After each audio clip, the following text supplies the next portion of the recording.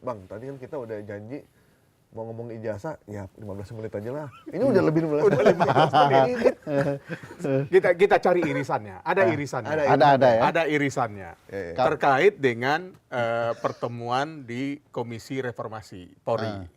Kan Refli Harun diundang, kemudian muncullah tersebar ke media undangannya yang akan hadir ini, termasuk ada Roy Suryo, ada Rismon. Kemudian Tifa juga. Begitu datang di PT IKA pada saat pertemuan, ditolak kehadirannya. Apakah memang karena mereka akan diyakini oleh Komisi Reformasi akan bicara ijazah, atau jangan-jangan memang sengaja udahlah nggak usah dibahas itu di dalam pembahasan? Tidak ditolak, Bang. Diterima, duduk di belakang, tapi tidak boleh bicara. Nggak boleh bicara. Jadi duduk kita kayak orang ini lagi kondangan gitu. Karena kondangan masih penting, masih bisa makan ayam kan. Ini cuma diam aja. Kayak kerasukan, Mang, bengong. Jadi ya tentu saja komisi harusnya membuka ruang untuk siapapun memberikan masukan terkait kinerja kepolisian. Dan RRT ya istilahnya, Roy, Rismon, Tifa itu kan sedang berurusan dengan aparat berwajib yang namanya kepolisian. Tentu saja itu lembaga yang sedang mau direformasi oleh tim ini, begitu ya. Nah pertanyaannya kok tiba-tiba ada pengecualian, ada apa gitu ya. Kan juga aneh kan, bagi saya tim reformasi ini harusnya sensitif dengan respon publik. Kalau ada pembatasan begini, apa pendapat publik? Apakah tim betul-betul ingin menampung aspirasi atau bagaimana? Kan bagus ya mendengarkan orang yang kemudian berurusan langsung dengan kepolisian soal ini. Kan mereka mengkritik soal perimbangan sikap kepolisian terkait laporan. Laporan mereka dahulu, tetapi yang diurus kok laporannya yang masuk kemudian tim Pak Jokowi. Nah itu kan perlu mereka sampaikan. Dan ini juga kesempatan di tim itu kan ada 4 Kapolri kalau saya tidak salah. 4 mantan Kapolri dan satu yang aktif. Kan mereka bisa jelaskan, jangan-jangan RRT yang salah paham gitu ya. Bukan Anda yang duluan, menurut tanggal penerimaan Pak Jokowi duluan misalnya kan. Jadi kesalahan paham itu tidak soal menuding kepolisian. Nah ini kan tidak, orang menjadi timbul tanda tanya baru kok kemudian informasi dari RRT ini dikecualikan. Kan agak konyol juga sarannya ya. Boleh masuk tapi diam. Ya itu apa bedanya dengan duduk di luar? Mendingan di luar aja. Mending di luar aja. Masih bisa ngopi. Masih bisa macam-macam lah ya. Nah, bagi saya perlu kebijaksanaan soal ini. Nah, ini juga indikasi penting sebenarnya, Bang. Apakah tim reformasi betul-betul punya keinginan mereformasi kepolisian? Mereka saja tidak progresif ya, apalagi kemudian upaya-upaya untuk itu. Apakah ini karena hanya faktor ada 2 orang yang di luar pemerintahan dan kepolisian, sehingga ya kalau di voting udah kalah suara duluan. Di tim ini ada 3 profesor, dan 3 profesor ini punya mazhab yang beda-beda. Nah itu dia, itu jadi karena beliau bertiga adalah guru-guru saya tidak langsung ya, saya tahu perbedaan mazhabnya itu aja. Jadi menarik juga ya. Ada mantan Kapolri, ada Kapolri, ada 3 orang profesor, ketiga-tiganya hukum tata negara. Yang mau direformasi di kepolisian itu tidak soal kewenangan ketatanegaraannya, tapi hukum acara, pidananya. Kan ada Prof. Otto Hasibuan juga kan di dalam. Iya, tapi orang pemerintah semua kan. Kalau katanya mau dikedepankan akademisinya. Nah harusnya bukan sekedar Prof. Jimli, harusnya ada profesor hukum pidana dan hukum acara pidana gitu ya, yang kemudian perlu menjelaskan. Untuk soal ruang hukum administrasi, kayaknya 3 orang ini sudah cukup kapabel ya. Prof. Mahfud itu dulu ngajar hukum administrasi negara, ada bukunya juga. Karena kan perlu dikedepankan oleh polisi, jangan pemidanaan dulu, tapi perlu kemudian administrasi dulu. Nah, saya tidak melihat ada upaya yang sangat penting yang ada ahlinya di sana. Tapi katakanlah begini ya, mereka mungkin menampung keterangan dari yang lain. Nah, tinggal soal apakah mereka berani menerapkan itu. Karena Bang Gaib banyak data tuh teman-teman Reform for Police misalnya, RFP itu adalah koalisi masyarakat sipil, punya data penelitian panjang betul. Mbak Bibip tuh agak lucu tuh, diundang oleh teman-teman kepolisian untuk didengarkan masukan.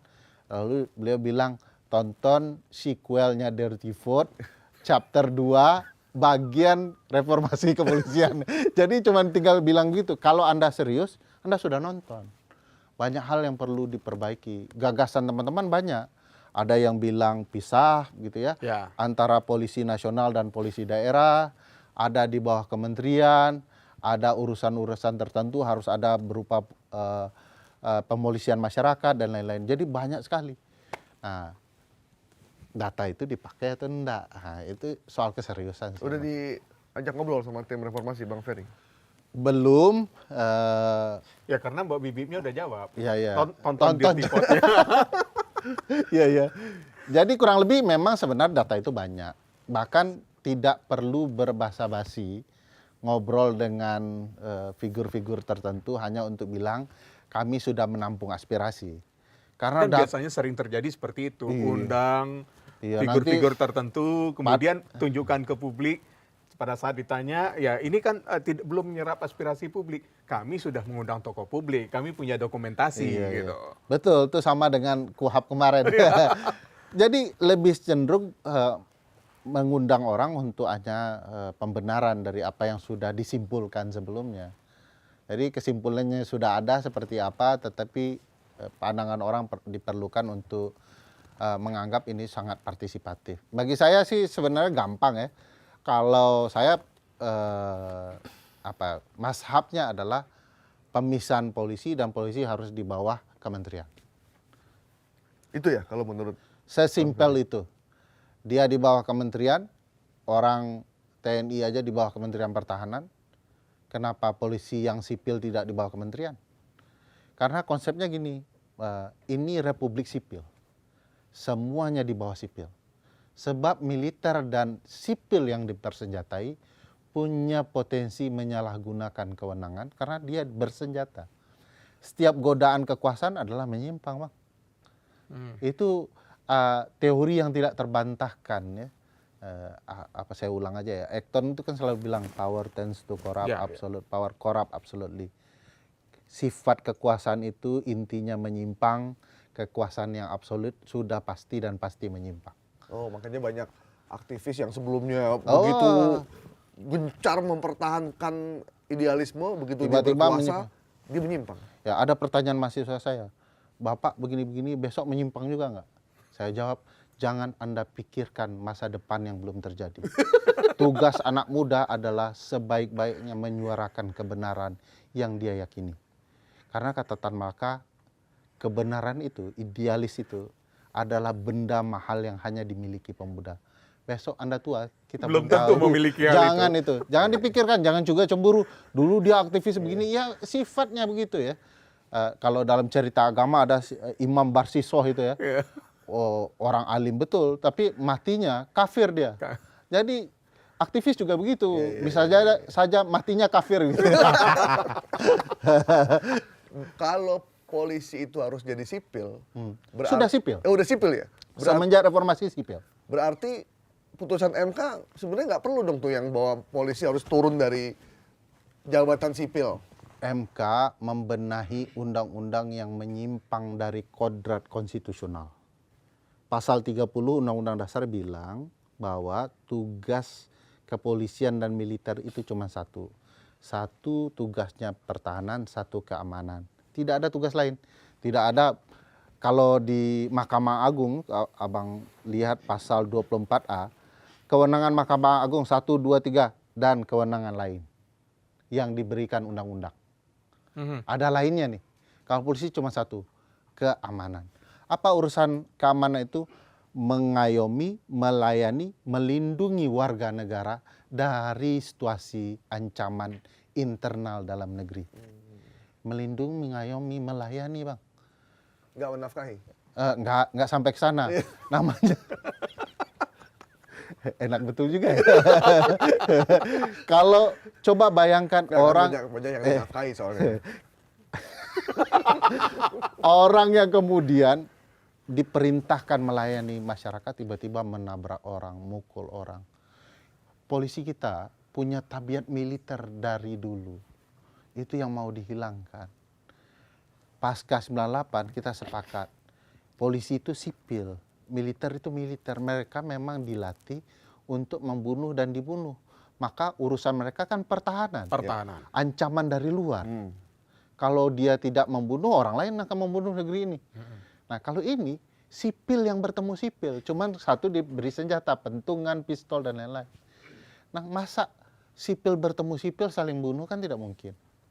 Tapi ada tabiat masa lalu ya, dulu akabri kan, tiba-tiba dipisah, tapi masih anasir-anasir masa lalu itu terbawa-bawa. Nah, ini yang mau dibenahi dan itu yang jadi tugas dari Komisi tim reformasi. Nah, ini profesor ini nggak usah diajarin, dia tahu polisi itu sipil, cuman dipersenjatai. Nah, sipil yang dipersenjatai bukanlah ASN. Putusan MK menegaskan itu. Anda tugasnya satu, nggak usah ASN. Problematikanya, nggak ada orang di dunia ini, Bang, mau dikasih beban kewenangan ganda. Nggak ada. Kalau bisa satu aja, itu udah berat mengamalkannya. Kok tiba-tiba teman-teman kepolisian mau diberikan beban ganda yang ngurus sipil, layanan publik itu? Kok kemudian tidak fokus kepada keamanan? Ya karena kehidupan mereka tidak sejahtera. Ini persoalan intinya. Siapa yang sejahtera? Bintang-bintang di langit. Yang di darat nggak ada sejahteranya. Nah, ini perlu dipikirkan tim reformasi untuk memperbaiki kesejahteraan ini. Saya kasih gambaran nih, Abang Ike dan Bang Gaib, coba bayangkan.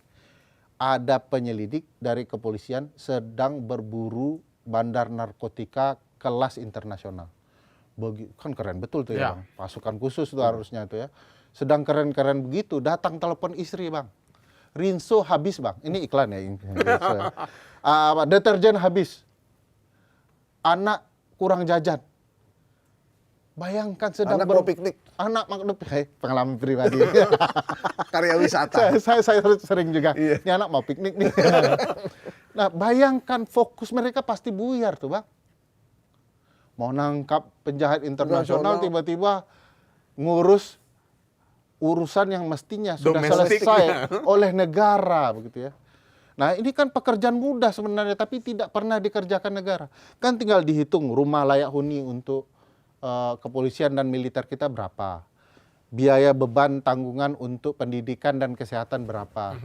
Biaya tambahan untuk pariwisata berapa. Bayangkan tiap hari ketemu penjahat, masa nggak dikasih sesuatu yang bisa menjernihkan pikiran mereka. Dihitung semua, itulah paket anggaran paling layak untuk kepolisian kita. Tapi anggaran itu sebenarnya ada nilainya yang tidak layak. Ada, Bang. Mengadakan makan nggak jelas triliunan aja kita bisa, Bang. Mengadakan berbagai event yang triliunan kita juga bisa, Bang. Kenapa untuk polisi kita sendiri kita nggak bisa, Bang? Kalau kita lihat di TV ya, ada damkar.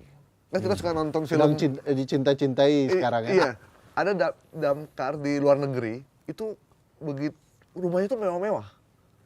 Terus polisi juga detektif itu tinggal di apartemen, mobilnya bagus. Terus saya tanya sama teman saya yang ada di sana, di Amerika, di Eropa, emang mereka kaya? Karena memang gajinya besar. Bahkan di beberapa negara itu pekerja yang kasar, damkar itu jauh lebih besar gajinya dibanding yang lain. Karena pelayan publik. Karena layanan publik dan resiko yang tinggi yang dia tanggung. Jadi begitu dia meninggal, itu asuransi buat keluarganya itu besar sekali. Besar sekali. Kenapa di kita nggak bisa? Karena pelayan pun kita bisa, cuman tidak mau kan. Kalau bisa fasilitasnya bisa kita lakukan. Negeri kita kaya kok, Bang. Tapi kenapa aparat dibuat punya ketergantungan begitu? Karena ada penjahat yang ingin pelayan publik soal sektor keamanan ini punya ketergantungan. Sehingga kalau punya ketergantungan kan mudah disogok, Bang. Iya sih, benar. Jadi mereka ada sistem yang membuat sistem kita rusak. Itulah publik yang harus menyuarakan. Di beberapa negara, Bang, konsepnya bahkan publik bisa mengganti polisinya. Ini kan pelayan mereka ya. Iya. Iya. Kalau malas-malas ganti pelayan mereka. Ada town hall meeting, kami tidak nyaman dengan polisi, kepala polisi ini, kami ingin ganti. Oh, kalau di film itu ada sheriff ya. Ya. Semacam Kalau itu tingkatan terendahnya. tingkat tertentu itu ada sheriff, dan sheriff dipilih dari Dipilih oleh warga. dipilih oleh warga. Kita ada penelitian Pusat Studi Konstitusi ya tentang polisi pemasyarakatan kepolisian itu. Di setiap daerah itu punya kok polisi dalam urusan adat. Kalau kampung beliau itu kan Paganagari namanya. Kalau di Bali Pecalang. Pecalang. Namanya. Itu sudah bisa jadi polisi masyarakat. Negara ngaturnya sedemikian rupa. Sehingga menyelesaikan juga permasalahan soal jumlah kepolisian itu harus berimbang dengan jumlah publik yang mereka layani. Kita itu kan satu orang bisa ribuan tuh. Kalau idealnya kan satu polisi 100 orang. 100. Gitu ya. Nah kita ini saja tidak terselesaikan. Padahal itu remeh sekali itu bisa diselesaikan. Belum lagi soal kesejahteraan. Itu memang syarat, Bang. Gimana ceritanya kita cari orang memburu para bandit, tapi banditnya punya kekayaan yang bisa menggoda mereka. Kita polisi memburu aparat, memburu penyelundupan kayu di Kalimantan, Riau dan sekitarnya, sementara mereka gajinya kecil. Lalu petugas bilang, lu ngapain buru gua? Nih, Ambil aja sekian. ambil sekian. Sekian persennya silakan. Nah, itu kan problematika yang harusnya segera diselesaikan negara. Karena begitu negara membiarkan, tingkat kecemburuan, kemarahan dan segala macamnya akan membangun sistem yang koruptif itu. Jadi orang biasa aja tuh. Tapi kalau dibandingkan dengan TNI yang secara konstitusi yang bertugas sebagai pertahanan, kan anggaran di Polri ini lebih besar ketimbang TNI. Iya. Nah, masih perlukah penyetaraan kesejahteraan itu? Soal ini bukan soal anggaran, besar-besaran anggaran, tapi anggaran yang besar itu merembes ke bawah enggak itu ya? Dinikmati oleh polisi-polisi dengan jabatan terendah atau enggak? Kan faktanya tidak. Kan Abang bisa lihat rumah polisi kita seperti apa. Hampir seluruh aparat penegak hukum kita itu hidupnya di bawah standar kesejahteraan sepatutnya. Setuju saya. Baik itu polisi, militer, jaksa, hakim. Hakim itu profesi hukum tertinggi itu, Bang. Wakil Tuhan ya? Wakil Tuhan di muka bumi. Sudah disyaratkan mereka anak-anak pintar fakultas hukum masuk jadi hakim, tiba-tiba yang IPK di bawah mereka yang jadi advokat dan lain-lain hidupnya bermewah-mewah. Itu kan membangun gap yang bisa merusak perspektif orang. Kalau gitu ngapain jadi orang baik ya? Begitu masuk ke pengadilan, hakimnya pakai Mio, pengacaranya pakai Lambo. Bertemulah di pengadilan. Contoh beliau Contohnya itu sekali. Iya kan? Hakimnya pakai Mio, itu hakimnya perempuan kayaknya. Mio pink kan? pengacaranya pakai Lambo. Oke. Temenan nih, bro, sampai ketemu Di ruang sidang. Yang pakai Mio. Ini si orang dulu kuliah nyontek gua gitu ya. Jadi itu problematika yang sebenarnya sudah ada kajiannya menumpuk itu. Ini profesor-profesor itu tidak perlu lagi punya banyak cerita. Harusnya mereka tampil diskusi dengan publik. Ini loh, rancang bangun yang kami lakukan. Apa saran Anda? Ya, ya. Ini jangan Ya, ambil karena dulu. semuanya sudah ada ya. Udah ada contoh. Paling ekstrim itu contoh Georgia. Bubarkan, bentuk lagi. Ya, ya. Satu malam itu semua dibubarkan. Semua dibubarkan. Nomor 2 Hong Kong. Lembaga khusus seperti KPK tugasnya memberantas korupsi di kepolisian. Itu sekarang ditiru oleh Australia. Australia itu contek kita nih. Ini perlu diketahui juga oleh orang Australia itu nyontek kita. Mereka baru buat KPK 2023. Terbang. Jarang-jarang negara lain Mencontek Indonesia untuk kebaikan. Cuman modelnya jadi berbeda. Mereka punya, oh ini contoh yang salah nih. Jadi apa yang mereka lakukan? KPK hanya fokus untuk menyelesaikan korupsi di sistem kepolisian, kejaksaan, dan hakim. Itu doang. Urusan korupsi orang-orang lain diurus polisi, jaksa, dan hakim. Jadi mereka adalah lembaga yang mengawasi. Provosnya aparat berarti ya? Ya, cuman tugasnya di isu korupsi. Isu korupsi aja ya? Korupsi aja. Itu menurut saya paling bagus. Sehingga ada target KPK itu. KPK kan hobi ya, semua jadi musuh KPK, tangkap sana tangkap sini, tapi hasilnya nggak ada sistem yang berubah. KPK harus pasang target begitu, salah satunya pembenahan kepolisian. Itu model Hong Kong. Nah, model Indonesia nih yang unik. Nggak jelas modelnya. Pokoknya seolah-olah semua mau dirapikan, mau ditangkap sampai Antartika, sampai gurun pasir terluas. Tapi what is the execution is? Nggak ada implementasi yang mau dieksekusi itu. Semuanya omon-omon doang. Kayak KPK menangkap kepala dinas PUPR daerah. Buat saya tuh, kok nangkap kepala dinas ya? Harusnya kan itu levelnya yang lebih kakap gitu bang. Kepala dinas mah biarin. Itu gara-gara cemburu sama polisi dan jaksa, mamer uang banyak-banyak, ternyata pinjaman dari bank kan. Itu kan konyol dan super konyol. Kenapa bang? Maksudnya apa penegak hukum kita seneng gimmick juga? Dan saling berlomba-lomba berkompetisi ya. Ya karena orang suka yang gimmick, bukan substansial. Akhirnya KPK juga terjerat yang gimmick-gimmick begitu ya. Tiba-tiba pamer uang, pinjam ke bank dekat KPK, harus dikembalikan sore. Betapa lucunya narasinya nih bang. Harus dikembalikan sore itu. Gimana kalau dirampok? Bayangkan kalau itu duit yang tersisa di bank cabang itu. Bayangkan betapa sistem keuangan orang rusak gara-gara cuma ingin nampil doang. Jadi kan ini korupsi itu sendiri sebenarnya bang. Inilah korupsi itu sendiri. Jadi penyimpangan tanpa disadari itu loh korupsi sendiri. Nah ini gara-gara ya orang tidak tahu tugasnya, integritasnya bermasalah dan punya catatan yang menurut saya perlu betul-betul dirapikan bang. Jadi KPK itu tugasnya apa? Fokus tuh. Nah, jadi kemarin kalau Pak Prabowo ya, imajinasi saya, ini kan tim profesor-profesor ya. Jangan tanggung-tanggung, jangan hanya polisi itu. Seluruh sistem hukum kita itu dibenahi, dirombak. Katakanlah dimulai dari kepolisian, tapi yang serius. Jangan cuman pegang karena nama besar Jimli, Asidiki, Yusril, dan Mahfud MD. Kan orang nggak butuh lagi yang begitu-begituan. Orang butuh eksekusi yang kemudian bisa mengubah sistem yang ada. Nah berani nggak Prof Mahfud, Prof Jimli, dan Prof Yusril bilang pemisahan polisi dari polisi nasional dan polisi daerah. Kenapa dipisahkan bang? Karena kekuatan yang besar butuh checks and balances. Ya. Kalau polisi terstruktur, begitu dia jadi mafia, semua tuh Bang Ike jadi mafia. Semuanya sama. Tapi kalau ada polisi nasional, polisi daerah, kalau polisi nasional main-main aneh di daerah, pasti di daerah itu kan, daerah bisa nangkap mereka. Berarti di daerah tuh bosnya kepala daerah? Kepala daerah. Itu mirip di kotanya Batman dong? Nah, Gotham City. Aku pikir tadi itu bakal, itu federalis betul itu cara pandang gitu ya. Tapi rupanya Gotham ya contohnya. Nah, kenapa begitu? Kenapa kepala daerah? Karena selama ini kepala daerah itu sering jadi ATM-nya aparat penegak hukum juga. Kadang-kadang diabaikan oleh, padahal dia pemimpin daerah, perlu dia rapikan ini, tertibkan kejahatan ini, kan nggak terjadi sinkronisasi. Semua saling takut. Kalau kepala daerah tidak punya backingan di politik pusat, habis tuh kepala daerah. Itu kan rahasia umum ya Bang? Iya. Nah, apakah kemudian kita menciptakan raja baru? Nggak bisa. Karena ada polisi nasionalnya.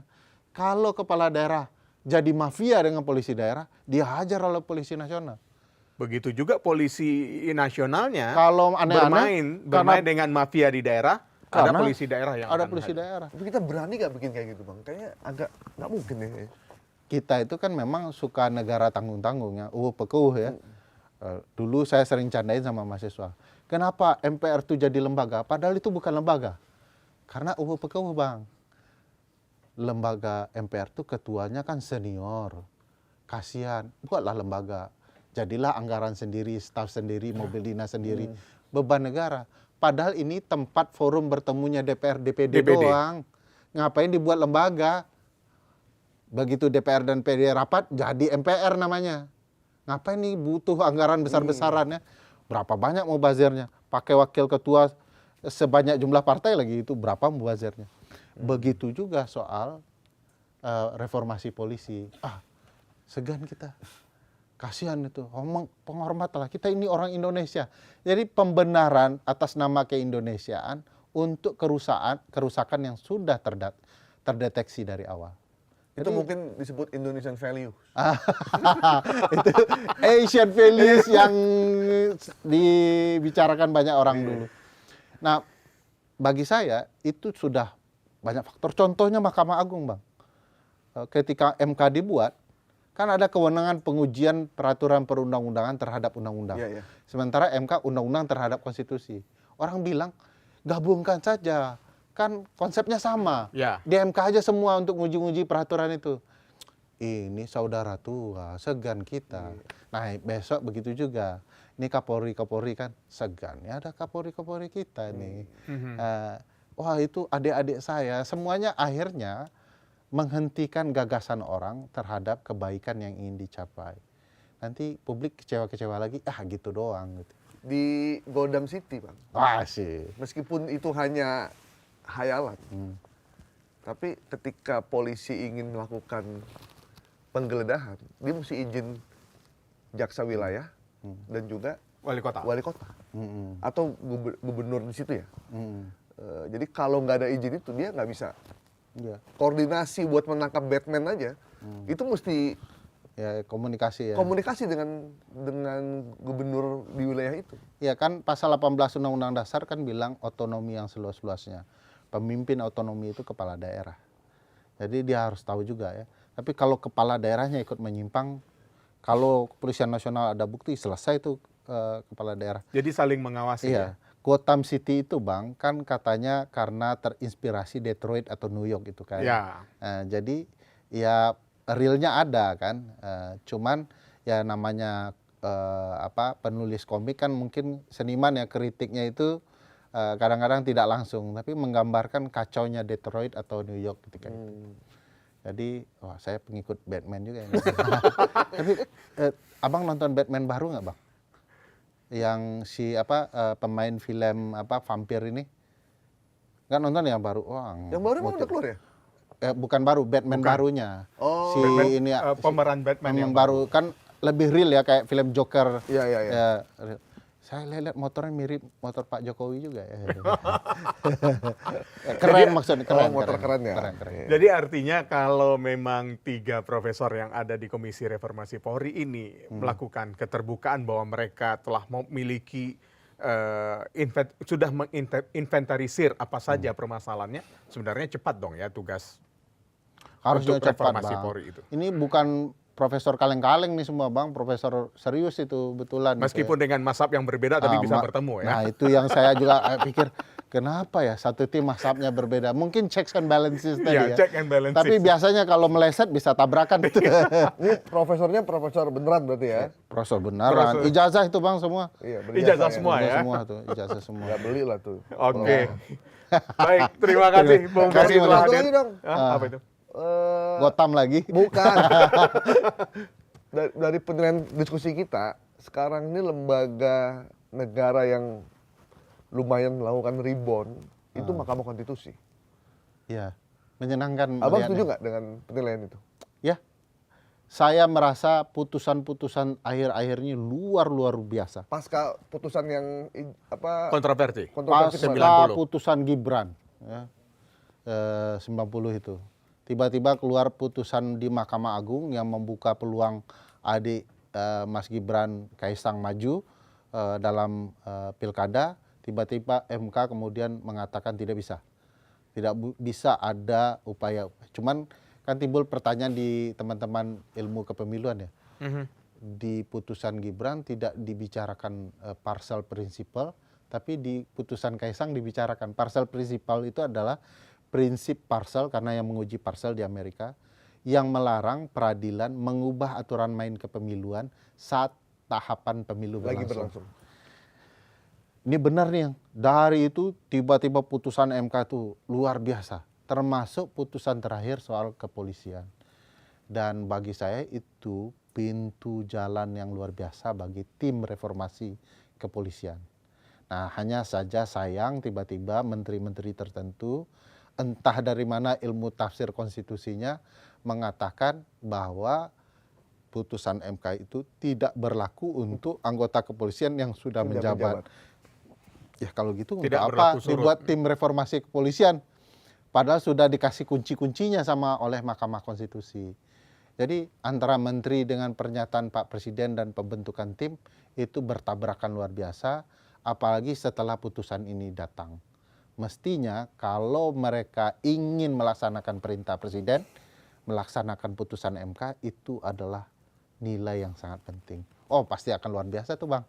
Kalau putusan MK itu semua penyelenggara negara bilang memang saatnya kita memperbaiki polisi, dan perbaikan polisi itu bukan untuk mengkerdilkan polisi, tetapi menjadikan polisi sebagaimana polisi sesungguhnya.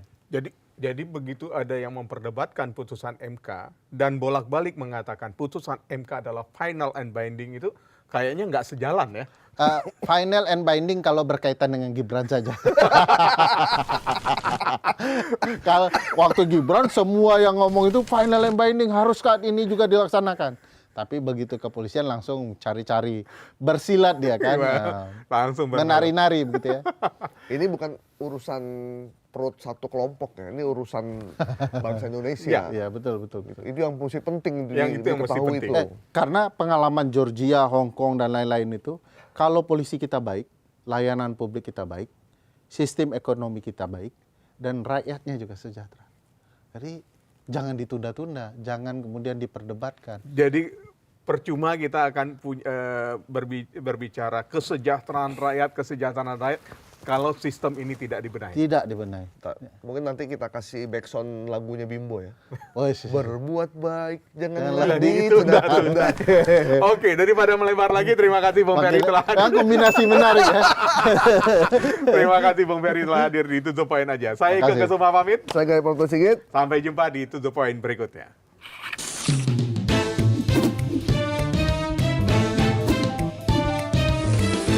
To The Point aja.